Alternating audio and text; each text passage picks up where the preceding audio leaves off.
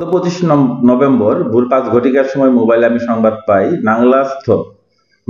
নাংলাস্থ green by টেকনোলজির সামনে অজ্ঞাতনামা 30-40 জন ব্যক্তিবর্গ যারা গ্রিন বাই টেকনোলজির সামনে এসে গেছে হইচই, গেট ভাঙচুর এবং গেটের সামনে পেট্রোল বোমা নিক্ষেপ এবং ভিতরে পেট্রোল বোমা নিক্ষেপ করে এবং ফাঁকা গুলি ছুড়ে। উক্ত সংবাদের ভিত্তিতে আমরা তাৎক্ষণিকভাবে ঘটনাস্থলে আমাদের একটা টহল টিমকে পাঠাই। টহল টিম যাওয়ার পরবর্তীতে অনেক লোকজনের সমাগম এবং তাদের সশস্ত্র অবস্থায় থাকায় আর পরবর্তীতে আমরা আরও পুলিশ নিয়ে ঘটনাস্থলে অভিযান করি এবং এই ঘটনার নেতৃত্ব দানকারী জান্নাতুল হুমায়রা জেমি এবং আরেকজন ব্যক্তি মাসুদ সহ 5 জনকে আমরা তাৎক্ষণিকভাবে গ্রেপ্তার করতে সক্ষম হই।